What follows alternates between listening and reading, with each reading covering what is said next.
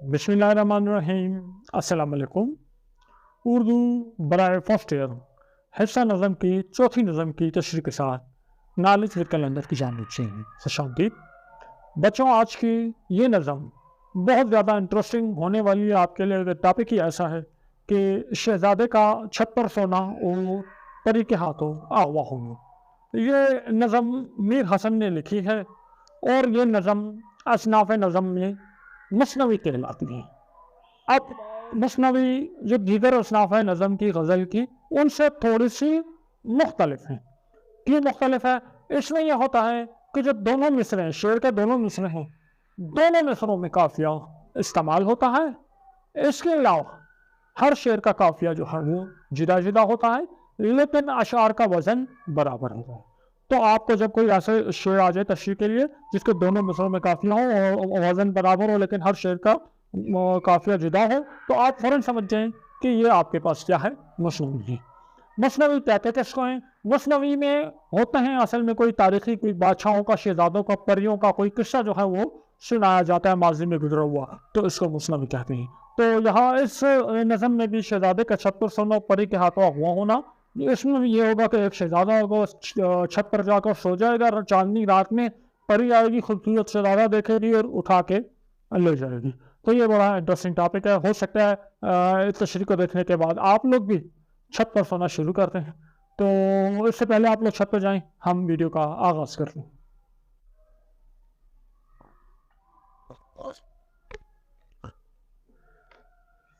अब हम अशार की तशरीह की तरफ आते हैं। पहले हम इन अशार का मतलब आपको समझाएंगे, उसके बाद एक लिखी हुई तशरीह आपके साथ शेयर करेंगे ताकि आपको समझने और याद करने में कोई मसला ना हो। तो चलिए शुरू करते हैं। इससे पहले हम इसका तलफ़ुज़ देखेंगे और मुश्किल अल्फाज के मायने देखेंगे। पहले दो अशार की तरफ आते हैं। कज़ारा वो शब थी शब चारदा, बड़ा जलवा लेता था हर तरफ माह, निज़ारे से था उसके दिल को सरूर, अजब आलमे नूर का था ज़हूर। कज़ारा, कज़ारा मतलब सडनली, अचानक, इत्तफ़ाक़न, इत्तफ़ाक़ से। वो शब थी, शब मतलब रात, नाइट। शब चारदा, चारदा कहते हैं, चारदा या चहारदा फारसी में 14 को कहते हैं। तो शब चारदा मतलब 14वीं की,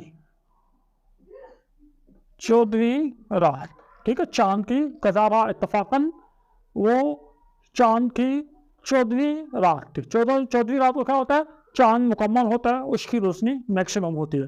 तो मीर हसन इस मुसन्नी में शहजादा का किस्सा बयान कर रहे हैं कि शहजादा जब सैर को निकला, सैर के लिए निकला, तो इत्तफ़ाक़न वो जो रात थी वो 14वीं की रात थी। पर जलवा लेता था हर तरफ माह, जलवा लेना, जलवे दिखाना, बड़ा जलवा लेता यानी अपने जलवे दिखा रहा था, अपनी नुमाइश कर रहा था, अपने आप को जो है अपनी खूबसूरती दिखा रहा था हर तरफ माह, माह कहते हैं चांद को। तो क्या हुआ कि इत्तेफाक से वो 14वीं की रात थी, जो चांद जो है हर तरफ जलवे दिखा रहा था, हर तरफ चांदनी जो है फैली हुई थी। रात का टाइम था, अंधेरा था, स्ट्रीट लाइट वगैरह नहीं थे, तो चांद की रोशनी जो है वो चारों तरफ जो है बिल्कुल फैली हुई थी। आप ज़रा इमेजिन करें, नज़ारे, नज़ारा मतलब मंजर, नज़ारे से था उसके दिल को सरूर, सरूर मतलब खुशी या सुकून। तो नज़ारा, मंजर, तो ये मंजर देख के शहजादे के दिल को बहुत ज़्यादा सरूर आया, बहुत ज़्यादा खुशी हुई, बहुत ज़्यादा लुत्फ़ आया। अजब आलमे, आलमे नूर, नूर का आलम का था ज़हूर, ज़हूर मतलब ज़ाहिर होना, ठीक है। तो इस नज़ारे से शहजादे ने, 14वीं की रात थी, शहजादा जो है सैर के लिए निकला, तो इत्तफ़ाक़न 14वीं की रात थी और हर तरफ चांद की रोशनी थी, और इस नज़ारे से शहजादे को इतनी ज़्यादा खुशी हुई। अजब आलम नूर, अजब आलम नूर, एक अजीब नूर का आलम है जो जाहिर हो गया था, हर तरफ वाइट ही वाइट रोशनी रोशनी थी। तीसरे और चौथे शेर की तरफ जाते हैं। अजब लुत्फ था सैर महताब का, अजब मतलब अजीब, लुत्फ मतलब मज़ा, सैर, सैर करना, ठीक है, चक्कर लगाना। सैर महताब, سارے محتاب، محتاب کہتے ہیں چاند کو، محتاب کہتے ہیں چاند کو. تو عجب لطف تھا سیر محتاب کا. تو چاند کو دیکھنے کا، چاند کی سیر کرنے کا، یا چاند کی جو چاروں طرف چاندنی بکھری ہوئی تھی، اس سفید چاندنی میں سیر کرنے کا عجیب جو ہے لطف تھا. کہے تو کہ دریا تھا مہتاب کا، تو کہیں تو یوں کہیں کہ دریا تھا مہتاب چاند کا. دریا تھا یعنی جس طرح دریا میں دیکھیں، دریا میں پانی ہوتا ہے، پانی کو چاروں طرف پانی ہی پانی ہوتا ہے، تو یہاں چاندنی کا دریا بکھرا ہوا، تو چاروں طرف چاند کی روشنی پھیلی ہوئی تھی. ہوا شہزادے کا دل بے قرار، یہ دیکھی جو وہاں چاندنی کی بہار. ہوا شہزادے، شہزادے کا دل بے قرار ہو گیا، یہ دیکھی جو وہاں چاندنی کی بہار، چاند کی روشنی کی بہار جب شہزادے نے دیکھی تو اس کا دل بے قرار ہو گیا. تو عجب لطف تھا سحر مہتاب کا. یعنی سحر مہتاب ہم یہ بھی کہہ سکتے ہیں کہ آپ کو چاندنی کی رات میں جب سیر کرنا جائیں، ٹھیک ہے، وہ ہر طرف جو اندھیرا ہو، اور اس اندھیرے میں صرف چاند کی روشنی ہر چیز پہ پڑ رہی ہو، تو اس کو سحر مہتاب کہتے ہیں. تو اس مہتاب کے، سحر مہتاب میں سیر کر کے شہزادے کو بہت زیادہ لطف آیا. تو ان 4 اشعار کی لکھی ہوئی تشریح، آپ کے نوٹس جو بنائے ہیں آپ کے لیے، وہ آپ کے ساتھ شیئر کرتے ہیں، اور اس کے بعد اگلے 4 اشعار کی طرف جاتے ہیں. وہ شب تھی شب چارداں، بڑا جلوہ لیتا تھا ہر طرف ماں، نظارے سے تھا اس کے دل کو سرور، عجب عالم نور کا تھا ظہور. شاعر میر حسن اپنی مثنوی سحر البیان کے ان اشعار میں شہزادہ کے اغوا کا واقعہ بیان کر رہے ہیں. آپ کہتے ہیں کہ اتفاق کی بات دیکھو کہ جس رات شہزادہ پہلی مرتبہ اپنے محل سے نکل کر کھلے آسمان تلے آیا، وہ رات چاند کی 14ویں رات تھی. چاند آسمان کے عین وسط میں تھا اور اپنی پوری آب و تاب سے چمک رہا تھا اور ہر طرف اپنی روشنی کے خوبصورت جلوے بکھیر رہا تھا. پہلی مرتبہ جب کھلے آسمان تلے آ کر شہزادے نے 14ویں رات کا یہ خوبصورت منظر دیکھا تو اس کا دل اس حسین نظارے میں کھو سا گیا اور وہ اس حسین نظارے سے لطف اندوز ہونے لگا. چاند کی روشنی کی وجہ سے رنگ و نور کا ایک سیلاب ابل رہا تھا، ہر طرف روشنی پھیلی ہوئی تھی اور چاند کی ایک عجیب بہار تھی. عجب لطف تھا سحر مہتاب کا، کہے تو کہ دریا تھا مہتاب کا. ہوا شہزادے کا دل بے قرار، یہ دیکھی جوان چاندنی کی بہار. شاعر ان اشعار میں اپنی بات کو آگے بڑھاتے ہوئے کہتے ہیں کہ شہزادہ جب پہلی مرتبہ کھلے آسمان تلے آیا تو ہر طرف 14ویں رات کے چاند کی روشنی بکھری ہوئی تھی اور چاند کی چاندنی نے رات کی خوبصورتی میں بے پناہ اضافہ کر دیا تھا. شہزادے کو چاندنی رات کی اس سیر میں بہت مزہ آ رہا تھا، اور وہ رات کی چاند کی روشنی اتنی زیادہ تھی کہ ایسا لگتا تھا جیسے چاند سے نور کا کوئی دریا بہہ نکلا ہو. شاعر مزید کہتے ہیں کہ چاندنی رات کا ایک خوبصورت نظارہ شہزادے کو بہت بڑا معلوم ہوا اور چاند کی مسحور کن روشنی اس کے دل کو بے چین و بے قرار کرنے لگی، کیونکہ آج چاند کی چاندنی کی وجہ سے زمین آسمان ہر طرف روشنی کے خوبصورت رنگ بکھرے ہوئے تھے اور ہر چیز حسین اور نکھری ہوئی معلوم ہو رہی تھی. کچھ آئی جو عشما کے جیمے ترنگ، کہا آج کوٹھے پہ بچھے پلنگ. کہا شان اب تو گئے دن نکل، اگر یوں ہے مرضی تو کیا ہے خلل. کزارا وہ دن تھا اسی سال کا، غلط وہم ماضی میں تھا حال کا. سخن مولوی کا یہ سچ ہے قدیم، کہ آگے قضا کے ہو احمق حکیم. پہلے 2 اشعار کو دیکھتے ہیں. کچھ آئی جو عشما کے جی میں ترنگ، جی میں دل میں، ترنگ مطلب جذبہ. تو آپ جب چاندنی رات دیکھتے ہیں، آپ ہر طرف چاندنی دیکھتے ہیں، تو آپ کے اندر کچھ جذبات پیدا ہوتے ہیں. عشما، اب عشما تو چاند کو کہتے ہیں، لیکن یہاں عشما کا مطلب ہوگا شہزادے. تو اتنا خوبصورت اور سحر انگیز لطف انگیز منظر دیکھ کے تو شہزادے کے اندر بھی تھوڑے جذبات جو ہے سوئے ہوئے جذبات. شہزادہ پہلی مرتبہ آسمان کے نیچے آیا تھا تو اس کے سوئے ہوئے جذبات جو ہیں وہ جاگ گئے. کہا آج کوٹھے کہتے ہیں چھت کو، گھر کے جو اوپر والی منزل ہوتی ہے چھت. کوٹھے پہ بچھے پلنگ چارپائی مشہوری وغیرہ وہ کہتے ہیں جس پہ سوتے ہیں. تو کہہ رہے ہیں کہ اس چاندنی رات میں شہزادے کے جذبات ایسے بھڑک اٹھے کہ اس نے کہا کہ آج ہم چھت پہ سوئیں گے، ہمارا پلنگ جو ہے چھت پہ بچھا دو۔ کہا شاہ نے، شاہ مطلب بادشاہ نے، اب تو گئے دن نکل، یعنی اب وہ دن نکل گئے۔ بادشاہ کو کسی نے کہا تھا کہ نجومی نے کہا تھا کہ شہزادے کو کوئی اگر اس دن شہزادہ گھر سے باہر نکلا تو کوئی اس کو چک کے لے جائے گا، اٹھا کر لے جائے گا۔ اگر یوں ہے مرضی، اگر ایسی مرضی ہے تو کیا ہے خلل کہتے ہیں رکاوٹ کو۔ تو بادشاہ کہہ رہا ہے کہ اب تو وہ دن نکل گئے ہیں کہ کہا تھا کہ جس دن شہزادے کو اغوا ہونا ہے وہ دن تو گزر چکا ہے۔ تو اب اگر یوں ہے مرضی، اب اگر شہزادے کی مرضی ہے وہ چھت پر سونا چاہتا ہے تو کوئی رکاوٹ نہیں، ہماری طرف سے اجازت ہے۔ کزارا اتفاقاً وہ دن تھا اسی سال کا، لیکن بادشاہ کی کیلکولیشن میں غلطی ہو گئی۔ آپ لوگ بھی اپنی میتھس جو ہے اس کی کیلکولیشن جو ہے اس کو اسٹرانگ رکھیں، یہ غلطی نہیں ہونی چاہیے۔ کزارا وہ دن تھا اسی سال کا، لیکن جس دن سے بادشاہ کو منع کیا تھا وہی دن تھا۔ غلط وہم ماضی، ٹھیک ہے، وہ دن تھا اسی سال کا، غلط وہم ماضی میں تھا حال کا، یعنی آپ کو ماضی میں جس دن کا خوف تھا وہ دن تو آج کا دن ہے، تو آج کے دن کا خوف آپ کو ماضی میں تھا اور یہ آج کا یہ دن تھا اتفاقاً۔ سخن کہتے ہیں بات، سخن مولوی کی یہ بات کہ یہ سچ ہے قدیم مطلب پرانا، تو مولوی کی یہ پرانی بات بالکل سچ ہے۔ اب یہاں مولوی سے مراد مولانا روم ہے، کیونکہ مولانا روم کا ایک کوٹ جو ہے یہاں نقل کیا ہے کہ آگے قضا کہتے ہیں موت کو، کہ ہو احمد حکیم کہتے ہیں، حکیم تو علاج کرنے والا ہوتا ہے، اور ایک حکیم بہت دانا بہت عقل مند انسان۔ تو موت کے آگے جو حکیم ہے، جو حکمت والا، جو دانا ہے، وہ بھی بے وقوف بن جاتا ہے۔ تو یہ تو کس کا کوٹ ہے؟ یہ کوٹ ہے یہ مولانا روم کا۔ تو اس نے کہا کہ مولانا روم کا بہت پہلے مولوی کا پرانا جو قول ہے یہ بالکل سچ ہے کہ آگے قضا کے احمد حکیم، یعنی موت کے آگے بڑے بڑے جو حکمت والے ہیں، جو حکیم ہیں، جو دانا لوگ ہیں، وہ بھی بے وقوف بن جاتے ہیں۔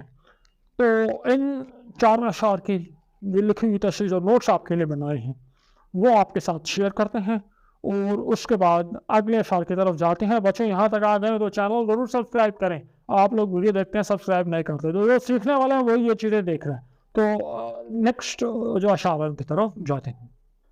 کچھ آئی جوش میں کہ جھی میں ترنگ، کہا آج کوٹھے پہ بچھے پلنگ، کہا شاہ نے اب تو نکل گئے دن نکل، اگر یوں ہے مرضی تو کیا ہے خلل۔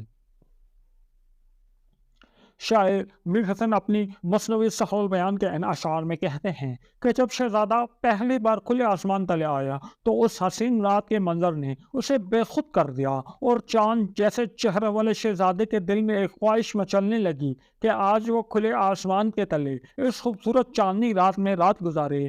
چنانچہ شہزادے نے اپنے نوکروں کو حکم دیا کہ آج میرا بستر محل کی چھت پر لگا دو۔ شاعر کہتے ہیں جب شہزادے کی اس خواہش سے بادشاہ کو آگاہ کیا گیا تو اس نے بھی شہزادے کو چھت پر سونے کی اجازت دے دی، اور کہا اب تو وہ منحوس دن گزر گئے ہیں جن کے بارے میں نجومیوں نے بتایا تھا، لہٰذا فکر کی کوئی بات نہیں، شہزادے کا بستر چھت پر لگا کر اس کی خواہش پوری کیجیے۔ کزارا وہ دن تھا اسی سال کا، غلط وہم ماضی میں تھا حال کا، سخن مولوی کا یہ سچ ہے قدیم کہ آگے قضا کے ہو احمق حکیم۔ ان اشعار میں میر حسن کہتے ہیں کہ اتفاقاً بدقسمتی سے بادشاہ کے حساب کتاب میں کچھ غلطی ہو گئی تھی، یعنی بادشاہ نے مصیبت کے دن گزر جانے کا جو اندازہ لگایا تھا وہ درست نہ تھا، بلکہ جس دن شہزادے کو چھت پر سونے کی اجازت دی گئی یہ دن اسی سال کا تھا جس کے بارے میں نجومیوں نے پہلے سے خبردار کر دیا تھا کہ شہزادے کو باہر نہ نکلنے دیا جائے ورنہ اس پر کوئی مصیبت آ سکتی ہے۔ مگر بادشاہ کے اندازے کی غلطی تھی کہ بادشاہ یہ سمجھ رہا تھا کہ وہ مصیبت کے دن قصہ ماضی بن چکے ہیں، جبکہ حقیقت میں وہ دن ابھی پورے نہیں ہوئے تھے۔ اگلے شعر میں میر حسن نے کسی مولوی صاحب کا ایک مقولہ نقل کیا ہے، اور مولوی صاحب سے مراد مولانا روم ہیں۔ وہ فرماتے ہیں کہ موت اور اللہ کی تقدیر کے سامنے بڑے بڑے حکیم اور دانا لوگ بھی بیوقوف بن جاتے ہیں، کیونکہ جس کی قسمت میں اللہ نے مرنا لکھ دیا ہو وہ تو بڑے سے بڑا دانا حکیم بھی اسے موت سے نہیں بچا سکتا، کیونکہ تقدیر کا لکھا ہوا ضرور پورا ہو کر رہتا ہے اور آنے والی مصیبت لازمی آ کر ہی رہتی ہے۔ وہ سونے کا جو تھا جڑاؤ پلنگ کہ سیمی تنوں کو ہو جس پہ امنگ، کھچی چادر ایک اس پہ شبنم کی صاف کہ ہو چاندنی جس صفا کی غلاف، دھرے اس پہ تکیے کئی نرم نرم کہ محمل کو ہو جس کی دیکھے شرم، کبھی نیند میں جب کہ ہوتا تھا وہ تو رخسار رکھ اس پہ سوتا تھا وہ سونے کا جو تھا جڑاؤ، جڑاؤ کہتے ہیں جڑے ہوئے، سونے کا جڑاؤ پلنگ بسیری کو کہتے ہیں، تو وہ سونے کا پلنگ تھا، جڑاؤ مطلب اس پہ جواہرات جڑے ہوئے تھے، کہ سیمی تنوں چاندنی جیسے بدن، خوبصورت چاندنی کی طرح خوبصورت بدن ہو، کہ جس پہ امنگ مطلب خواہش، تو اس مصرع کا مطلب ہوا کہ چاندنی کے سونے کا پلنگ تھا جس پہ جواہرات جڑے ہوئے تھے، اور چاندنی کی طرح خوبصورت بدن جو ہیں ان کو یہ خواہش تھی کہ وہ اس پلنگ پر سوئیں۔ کھینچی چادر مطلب چادر بچھائی، ایک اس پہ شبنم کی صاف مطلب شبنم اس قطرے کو کہتے ہیں، ڈیو کو کہتے ہیں جو صبح صبح گھاس کے اوپر ہوتا ہے، تو کھینچی چادر بچھائی، اس پہ ایک شبنم کی طرح صاف چادر، شبنم کی چادر نہیں، شبنم کی طرح ایک صاف چادر اس پہ بچھائی کہ ہو چاندنی جس صفا کی خلاف، کہ چاندنی مطلب شائننگ، وہ اتنی صاف تھی، اتنی وہ صاف چادر تھی، صفا کی غلاف، کہ یوں لگ رہا تھا کہ اس کے اوپر، اس چادر کے اوپر چاند کی چاندنی پڑ رہی ہے، چاند کی روشنی پڑ رہی ہے، اور اس پہ جو ہے چاند کی روشنی جو ہے، چاند کی چاندنی جو ہے اس صفا چادر کا غلاف ہے۔ تو اتنی صاف چادر تھی اس پلنگ کے اوپر بچھی ہوئی تھی کہ جس سے لگ رہا تھا کہ چاند کی چاندنی جو ہے اس کا غلاف بنی ہوئی ہے۔ دھرے اس پہ، دھرے مطلب رکھے ہوئے، دھرے اس پہ تکیے کئی نرم، تو اس پلنگ پر بہت سے نرم چھوٹے تکیے جو ہیں وہ پڑے ہوئے تھے، کہ محمل ایک نرم کپڑے کو کہتے ہیں، کہ محمل کو ہو جس کے دیکھے شرم، تو اس پہ اتنے نرم تکیے پڑے ہوئے تھے کہ جو محمل ہے، جو نرم کپڑا ہے، اس کو بھی اس کی نرمی دیکھ کر شرم آ جائے، کہ وہ بھی شرما جاتی، اس سے بھی زیادہ، محمل سے بھی زیادہ نرم تھے۔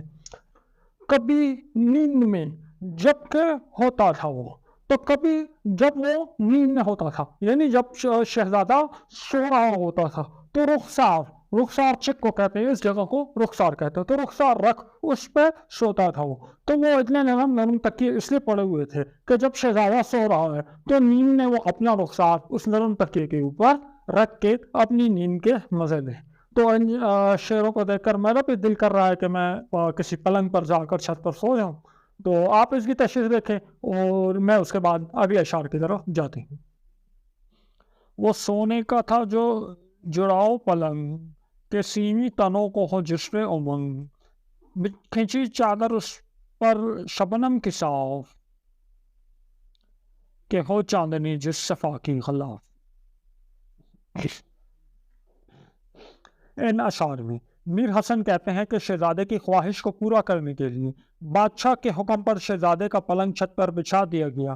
یہ پلنگ سونے سے بنا ہوا تھا اور اس پر قیمتی ہیرے جواہرات جڑے ہوئے تھے، اور یہ پلنگ اتنا خوبصورت اور آرام دہ تھا کہ اس کو دیکھ کر شہزادے جیسے حسین بدن والوں کے دل میں اس پر لیٹنے کی امنگ اور خواہش جاگ جاتی ہے، اور اس پلنگ پر انہیں سکون اور آرام کی نیند نصیب ہوتی ہے۔ شہزادے کے اس پلنگ پر ایک نہایت خوبصورت اور شبنم کی طرح نرم اور ملائم چادر بھی بچھا دی گئی، اور اس چادر کے سفیدی اور صفائی اور چمک دمک اتنی زیادہ تھی کہ جب چاند کی روشنی اس پر پڑی تو اس کی سفیدی میں مزید اضافہ ہو جاتا، اور اس کی سفیدی کو دیکھ کر محسوس ہوتا تھا کہ جیسے چاند کی چاندنی کا غلاف اس پر چڑھا دیا گیا ہو۔ دھرے اس پہ تکیے کئی نرم کہ محمل کو ہو جس کے دیکھے شرم، کبھی نیند میں جب کہ ہوتا تھا وہ تو رخسار اس پہ سوتا تھا وہ۔